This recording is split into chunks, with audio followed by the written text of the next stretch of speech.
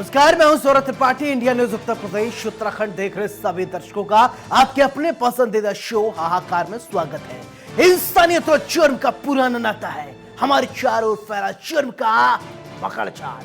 ऐसे में कौन का हो जाए शातिर का शिकार और किसके लिए जारी हो जाए मौत का फरमान।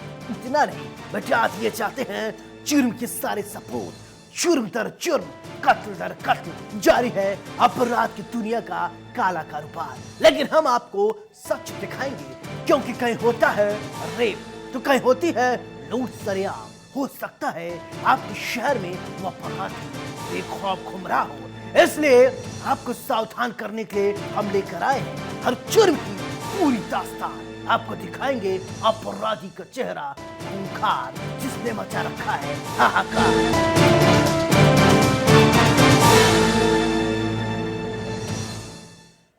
अपराधी कितना भी शातिर क्यों न हो, वो कानून के हाथों नहीं बच सकता। हम आपको यूपी के बागपत जिले की तस्वीर दिखाएंगे। बागपत जिले के रटौल गांव में 14 अप्रैल को गोली मारकर हत्या करने के आरोप में पुलिस ने 2 आरोपियों को गिरफ्तार कर लिया है। आरोपियों के पास से एक तमंचा और कारतूस बरामद किया गया है। देखिए किस तरीके से रची गई हत्या की साजिश।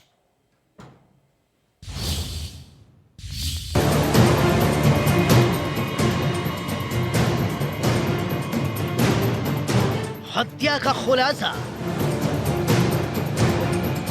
2 आरोपी गिरफ्तार, रुपए के लेन देन में विवाद, विवाद के बाद हत्या।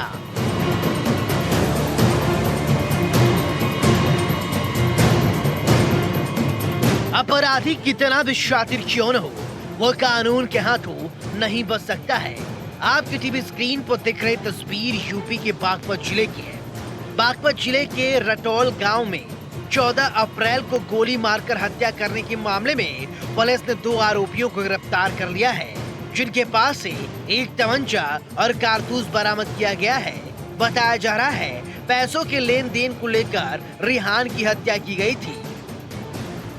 एएसपी मनीष मिश्रा द्वारा खेखड़ा कोतवाली पर प्रेस वार्ता कर जानकारी दी गई कि 14 अप्रैल को खेखड़ा थाना क्षेत्र के रटौल गांव में रिहान उर्फ टोनी की शाम के समय गोली मारकर हत्या कर दी गई थी।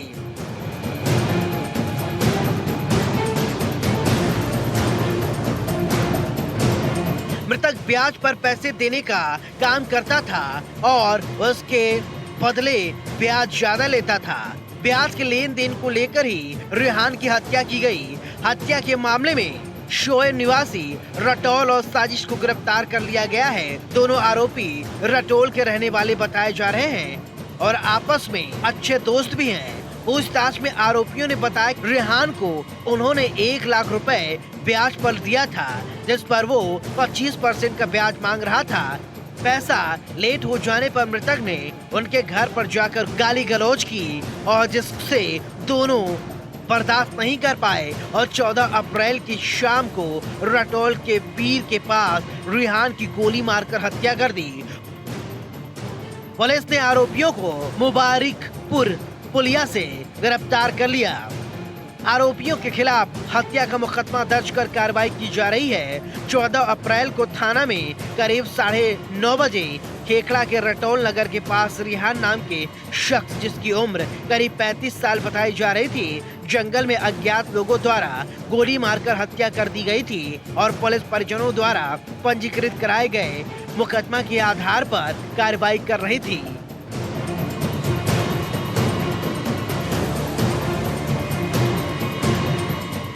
पुलिस ने घटना का खुलासा कर दिया है, जिसमें बड़ी सफलता हाथ लगी है। हत्या के आरोपी को गिरफ्तार किया गया है। इनका नाम शोएब और दूसरे का नाम साजिद बताया गया है। ये 14 अप्रैल को रात्रि करीब 9:30 बजे थाना क्षेत्र खेखड़ा में रटौल नगर के पास में जंगल में वहाँ पर रिहान नामक व्यक्ति, जिसकी उम्र करीब 35 साल थी, अज्ञात लोगों के द्वारा गोली मार के हत्या कर दी गई थी और मुकदमा पंजीकृत परिजनों के द्वारा कराया गया था और इंस्पेक्टर खेखड़ा के द्वारा क्षेत्राधिकारी खेखड़ा के नेतृत्व में घटना के खुलासे के लिए कार्य कर रही थी। आज बड़ी सफलता हाथ लगी है, जिसमें कि इस हत्या के जो अभियुक्त थे उनको गिरफ्तार किया गया है। हत्या के अभियुक्त, रेहान की हत्या की अभियुक्त उनके 2 पुराने परिचित और मित्र हैं, जिनमें एक का नाम है शुएब, दूसरे का नाम है साजिद। हत्या का कारण ये जैसा कि बताया गया है और जैसा विवेचना के क्रम में आया है कि साजिद ने 1 लाख रुपए उधार ले रखे थे रेहान से और वो 25,000 रुपये प्रतिमाह ब्याज लेता था और ब्याज से देरी होने पर परिजनों से गाली गलौज करना और ये सब चीज़ें थी संज्ञान में आई हैं। और ये उनके चूँकि करीबी मित्र थे और इसी से छुटकारा पाने के लिए कि ताकि पैसा इनको ब्याज ना देना पड़े और इसके लिए इन्होंने योजना बनाई और शुएब नामक जो इनके करीबी मित्र थे इनके द्वारा फ़ोन से बुलवाया हत्या वाले दिन रात में 9:30 बजे जंगल में, और वहीं पर इन दोनों लोगों ने एक गोली मारी। 2 गोलियां उनको लगी थी जिससे घायल हुए थे और जिससे उनकी मृत्यु हुई थी। दोनों ने अपना जुर्म कबूल कर लिया है और जो इनकी निशानदेही पर जो हत्या में प्रयुक्त तमंचा था वो बरामद कर लिया गया है। आवश्यक वैधानिक कार्रवाई की जा रही है। इस गिरफ्तारी के बाद से एक बात साफ है, अपराधी कितना भी शातिर क्यों न हो वो कानून के हाथों नहीं बच सकता है। खैर, अब देखने वाली बात होगी पुलिस आरोपियों के खिलाफ क्या कुछ कार्रवाई करती है। इंडिया न्यूज के लिए बागपत से सनु शर्मा की रिपोर्ट। एक तरफ महिलाओं की सुरक्षा की बात कही जाती है, दूसरी तरफ अपराधी है कि मानते नहीं कब, कहां और कैसे कोई महिला हवस के भूखे भेड़िए की शिकार हो जाए, कोई नहीं जानता। शामली की एक तस्वीर हम आपको दिखाएंगे। एक लड़के ने एक महिला को घर में अकेले देखकर बदनीयती के साथ उसके साथ दुष्कर्म की वारदात को अंजाम देने की कोशिश की। नाकामयाब होने पर युवक ने उसे जमकर पीटा। रिपोर्ट देखिए। महिला से हैवानियत की कोशिश, विरोध करने पर पिटाई, बेखौफ अपराधी।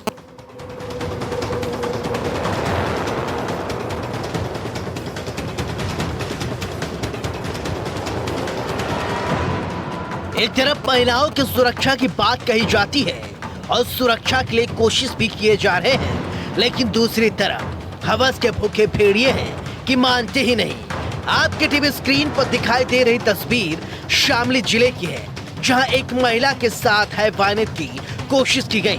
बताया जा रहा है पड़ोस की रहने वाले युवक ने महिला से रेप करने की कोशिश की। महिला के विरोध करने पर आरोपी युवक मौके से फरार हो गया। आरोपी से हाथापाई में महिला की कलाई पर चोटें भी आई हैं। घटना उस दौरान की जब महिला अपने घर में अकेली थी और घर के दूसरे लोग बाहर काम करने के लिए निकले थे। फिलहाल ग्रामीणों ने महिला को कांधा सीएचसी में भर्ती कराया है। इस मामले की जानकारी पुलिस को दी गई। आपको बता दें ये पूरा मामला कांधला थाना क्षेत्र के गांव फारसी का बताया जा रहा है, जहां गांव के फारसी के पास ईंट के भट्टे पर काम करने वाली एक महिला से पड़ोसी युवक ने रेप करने की कोशिश की। बताया जा रहा है पीड़िता अपने जीजा के यहां रहने के लिए आई हुई थी। पीड़िता की जीजा और उसकी बहन ईंट के भट्टे पर ईंट बनाने का काम करते हैं। मामला उस समय का है जब पीड़िता का जीजा और उसकी बहन काम करने के लिए भट्टे पर गए हुए थे। उसी दौरान पड़ोस के एक युवक वहां आ गया और महिला को अकेले देखकर उसके साथ दुष्कर्म करने की कोशिश की। आरोप है कि पीड़िता के विरोध करने पर युवक ने उसे जमकर पीटा। ये फारसी का एक मामला है। इनके पहले के साथ किसी पुरुष का झगड़ा हुआ। महिला है, अकेली थी घर में, तो वहाँ पर से हाथापाई करी है। तो बस वही झगड़ा था। उसके हाथ में चोट है, ज़्यादा चोट नहीं। मैंने हाथ घुमा, मेरा मुंह पहुँच लिया। मुंह पहुँचने के बाद मेरा बेड में उठा के कंधे से उठा के मेरे बेड पे गिर दिया। मैं फिर भी उठ के बैठ गई, फिर भी ना कंधे में उठाया, फिर मुझे बेड पे गिर दिया। फिर उसके बाद भी मैं बोली, मैं कहती मुझे छोड़ दे, मैं शोर मचा दूँगी। भी मैं छोड़ते रहते जान बचानी, मैं उसके बोलने लगी थी। फिर उसके बाद तीसरे बार मुझे उठा के कंधे पर फिर बेड पे गिर दिया। फिर भी मैं उठ के बैठ गई। मेरा हाथ पकड़ के मोरड़ी दे दी। जितने मेरा हाथ चूड़ी में उसके हाथ में आया, उन्हें सारी चुप के मेरे हाथ में जी मेरा खून होगी। इस वारदात के बाद कई सवाल खड़े होते हैं। एक तरफ महिलाओं की सुरक्षा की बात कही जाती है, दूसरी तरफ हवस के भूखे भेड़िए हैं कि मानते ही नहीं। अब देखने वाली बात होगी पुलिस आरोपी के खिलाफ क्या कुछ कार्रवाई करती है।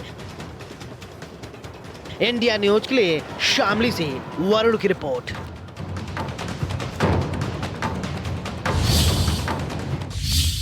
उधर हापुड़ जिले के गांव मीरपुर कला में उस समय हड़कंप मच गया जब दो पक्षों में मामूली बात को लेकर अंधाधुंध फायरिंग होने लगी। गोलियों की आवाज सुनकर हाहाकार मच गया, लोग इधर उधर भागने लगे। युवक को गंभीर हालत में अस्पताल में भर्ती कराया गया। पूरा मामला हाजीपुर थाना क्षेत्र के हमीरपुर का बताया जा रहा है। कैसे चली गोली, किस तरीके से पड़ रहा है आपराधिक ग्राफ, ये रिपोर्ट देखिए और समझिए।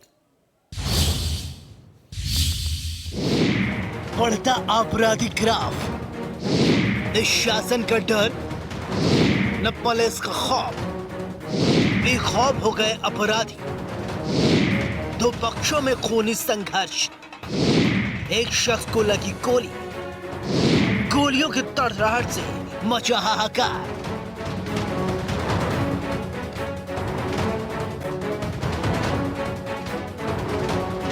इन तस्वीरों को गौर से देखिए, कैसे एक शख्स अस्पताल के बेड पर पड़ा हुआ है।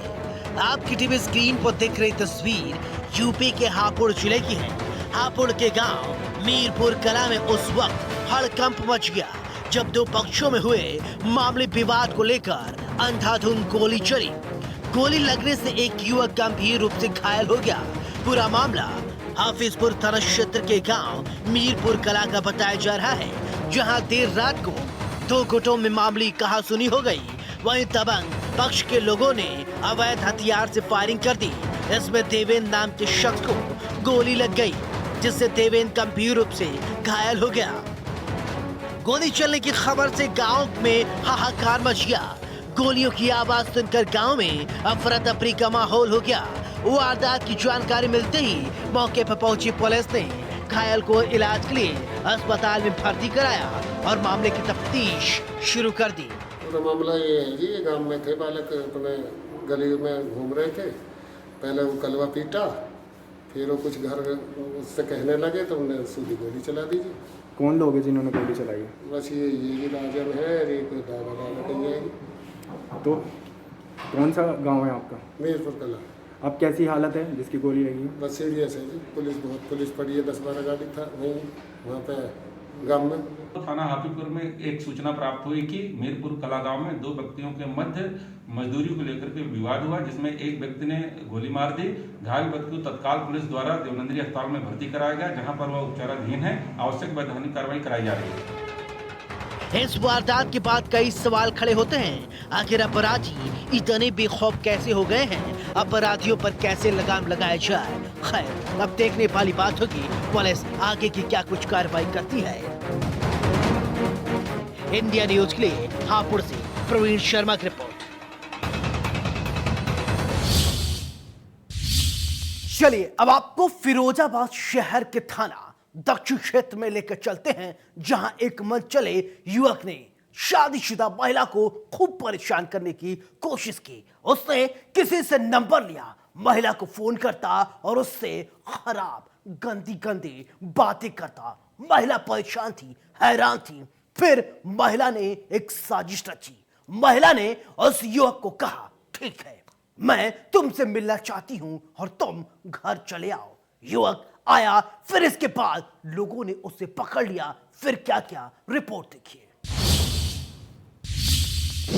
वो महिला को करता था परेशान। शादीशुदा महिला थी हैरान। मनचला कर रहा था परेशान। वो पकड़ा गया, लोगों ने कर दी धुनाई। अरे वीडियो बना रहे हैं, वीडियो।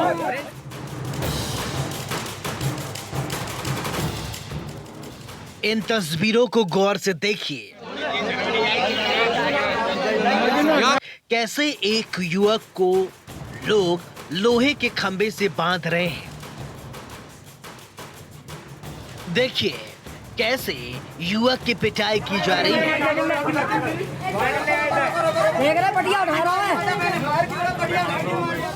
इस युवक पर एक शादीशुदा महिला को परेशान करने का आरोप लगा है, जिसके बाद इसकी सरेराह पिटाई की जा रही है।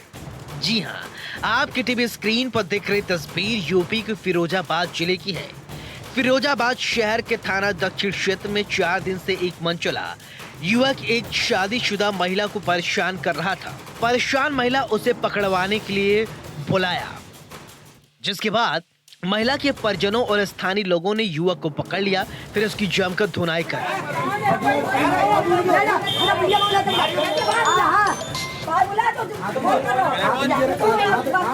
साथ ही लाठी डंडे से उसकी जमकर पिटाई की गई। सूचना पर पहुंची पुलिस ने आरोपी युवक को हिरासत में लेकर थाने ले गई। बताया जा रहा है कि आरोपी युवक फोन पर काफी गंदे बातें करता था। पकड़े जाने पर कहने लगा कि किसी और नंबर दिया था, पर पिटाई के दौरान नहीं बताया कि उसे महिला का नंबर किसने दिया। फिलहाल पुलिस उसे अपने साथ ले गई और मामले की तफ्तीश की जा रही है। इसलिए पकड़ा, 4 दिन हुए भूप सिंह से लड़ाई हुई थी, तो उस दिन से जय फोन करता है, बहुत गंदी बात करता है। तो मैंने कही कि हमने की किसको करता था फोन? हमसे फोन करता है जी। तो हमने कि किसने नंबर दिया, तो जय बोलता है कि हमें किसी दूसरे लड़का ने दिया। तो मैंने कही तू हमसे मिल ले आके, तो जय अपने कमरा बुला रहा। मैंने कमरा पर नहीं जाएंगे, तू नाले की पुलिया आ जा। अब आने से उसको हमने बुलाया, हमने आ जा, मैं तेरे साथ चलेंगे, जहाँ बुला जाएगी कहाँ चलेंगे। भाई मेरी कोई गलती नहीं थी, एक लड़के ने फोन किया था मेरे फोन से। किसको?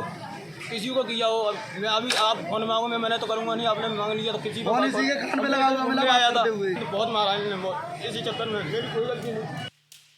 इस वारदात के बाद कई सवाल खड़े होते हैं। आखिर इस तरह के लोग क्यों नहीं मानते, क्यों लोगों को परेशान करते हैं? अब देखने वाली बात होगी पुलिस आरोपी युवक पर आगे की क्या कुछ कार्रवाई करती है। इंडिया न्यूज के लिए फिरोजाबाद से मोहम्मद शाहिद की रिपोर्ट।